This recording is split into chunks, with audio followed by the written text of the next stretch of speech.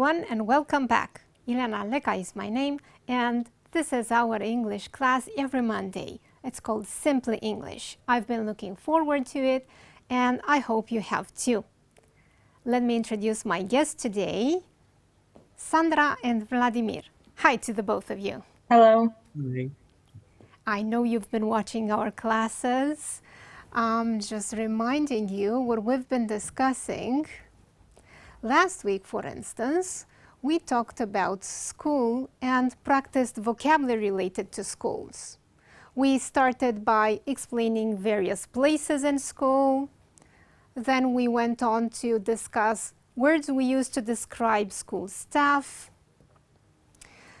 And we talked about levels of education. Sorry for the misspelled word. And at the very end of our lesson, we introduced expressing habits in the past, which we can do either by using the simple past or used to followed by a verb in the infinitive. When we use this form, it means it no longer happens in the present. And we can also use would followed by a verb. This time, pay attention to the fact that the verb should be an action verb only. We cannot use a state verb with would to refer to habits in the past. All right, so this is what we did last week, expressing habits in the past. Today, we're going to introduce a new topic. And I'd like us to start from these two questions. Vladimir, can you please explain the difference in meaning between the two questions? What do you do and what are you doing? Yeah, so what do you do refers to the occupation that one might have. So a similar question might be, what do you do for a living? So the answer requires an occupation. For instance, I'm a student. Whereas what are you doing refers to the action one is doing at the moment of speaking. So, for example, I'm washing the dishes at the moment. Excellent, very good. Okay, so if I ask you, what do you do? Sandra, you will tell me, I'm a student. I'm a student, but if Sandra asks me, what do you do? I will say I'm a teacher. So we're talking about our job, our occupation, when we answer this question. What are you doing, however, is the question we ask when we're trying to find out what activity a person is involved in. We're having an English class, for instance. Thank you, Vladimir. Now, of course, when we ask about someone's job, this is the most frequently used question, what do you do? But we can also say, what do you do for a living? In which case, a person might answer by saying, I'm, and then introduce the job. I'm a waiter, I'm a doctor, I'm self-employed. Sandra, can you explain what this word means, self-employed? When a person doesn't work for someone else, he's or they're their own boss in a way. Excellent. Good, good. All right. The answer to what do you do may also be, I work for, and you mentioned the company you work in. For instance, I work for a software company, or I work in an insurance company, or I work in a multinational company. And there's one more way in which we can answer the same question. I work in, and say the field you work in. I work in the banking industry. I work in the hospitality industry, or I work in oil industry. Here's a vocabulary exercise for you. There are sentences 1 to 5, which we're going to match to A to E, and in this case, deal with parts of somebody's job and the field they work in. Sandra, will you please do the first one? I work with computers. I'm in IT. I'm in IT, yeah. Okay. Vladimir, will you do the next one, please? Yeah, I compose jingles for commercials. That's B. I'm in advertising. I'm in advertising. What are jingles? Can you please explain this word? A jingle, They're Sandra? little songs. I think they're little songs in commercials to make the commercial more catchy in a way. Right, you're quite right. And that's very short song is composed particularly for that product. It includes the name of the product or the service.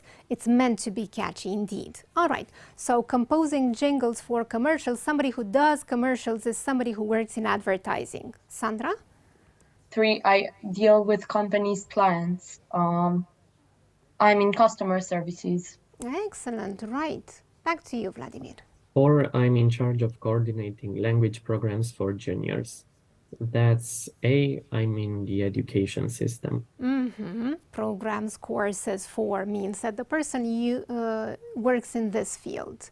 Okay, so I deal with my patients' medical complaints is obviously what somebody working in the healthcare system or sector does.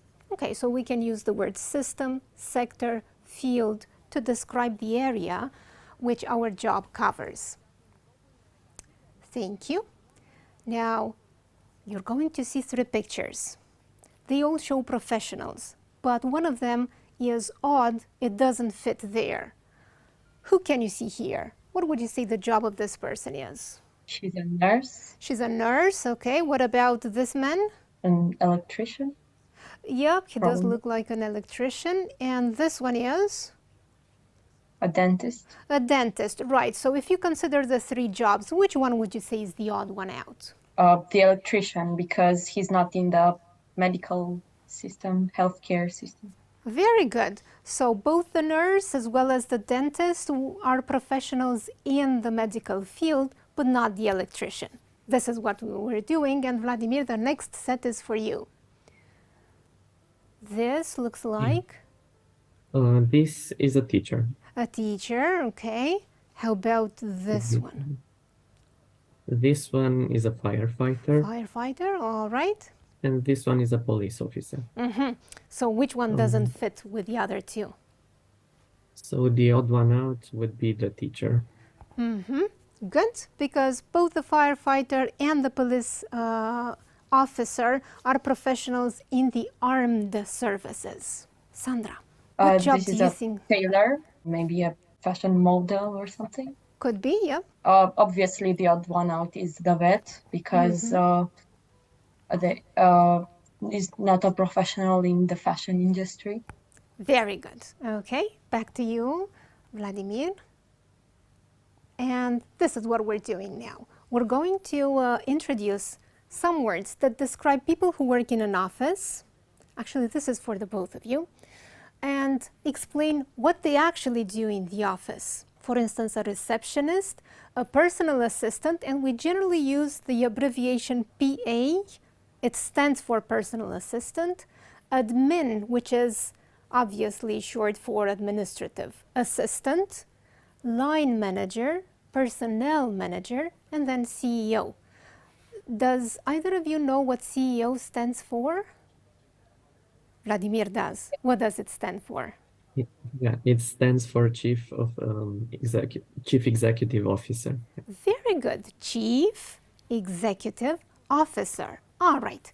Having said that, let's do the matching. Sandra, will you please start? What does a receptionist do? A receptionist answers phone calls and greets visitors. All So right. it's Where can we find a receptionist?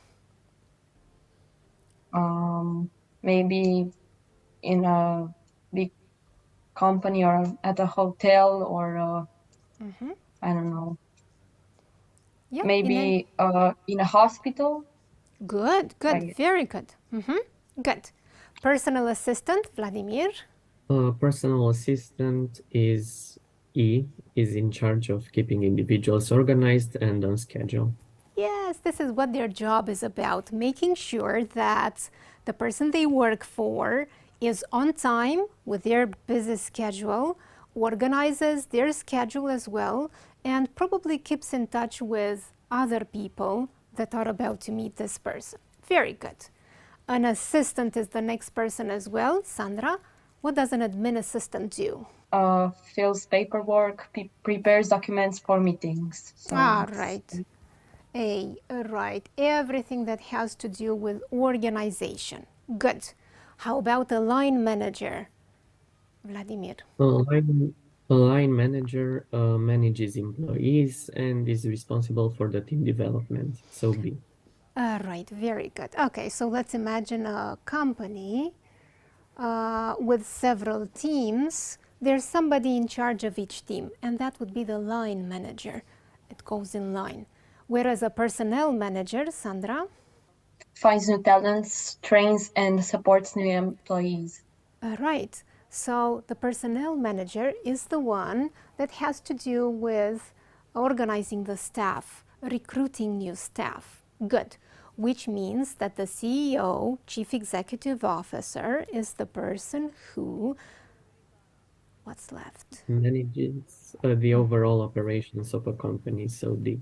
Right, so that would be the general manager. And as we're talking about various professionals, I'd like us to consider these categories.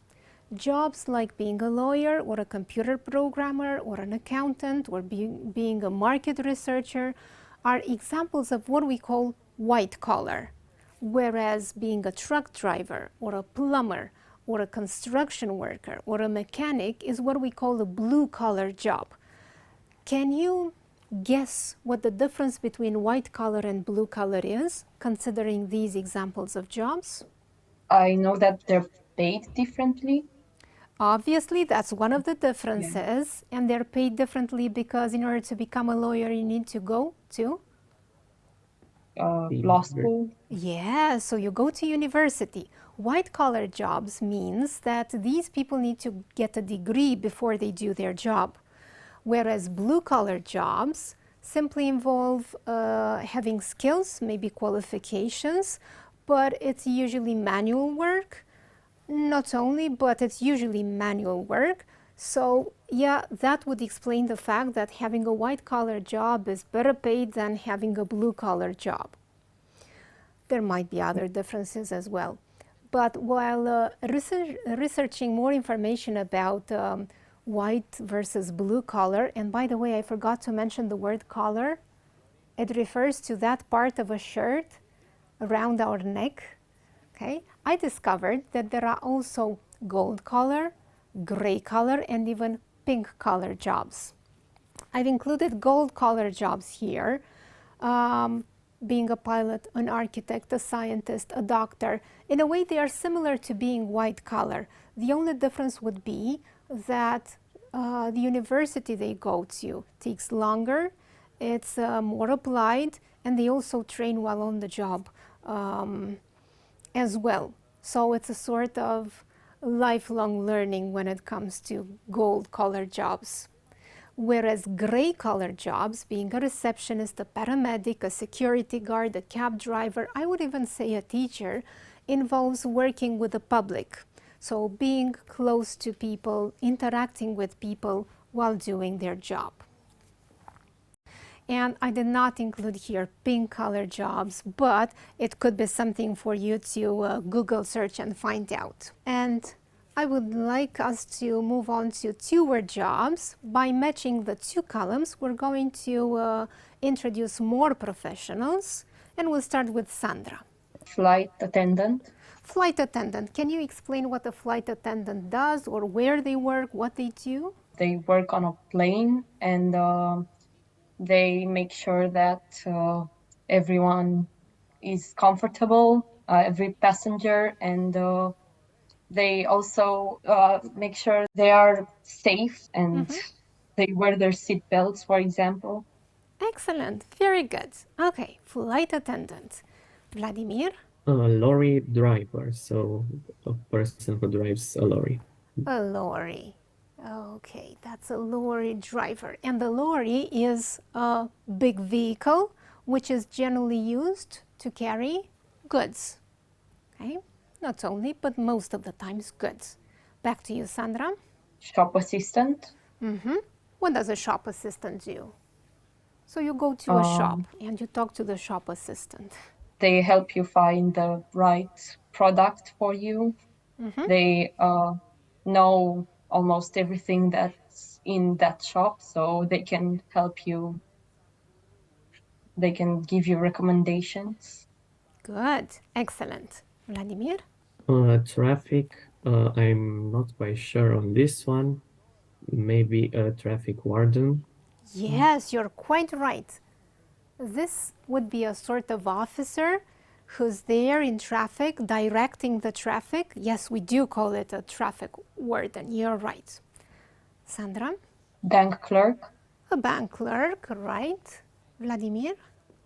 This one is an estate agent. What's that, an estate agent? A person who manages the estates. I'm not quite sure how to explain it, but some property, for example. Very good. It's got to do with property, be that simply lands or buildings, and the estate agent is the one that helps people choose whatever they would like to buy. They present buildings, places that people might be interested in buying.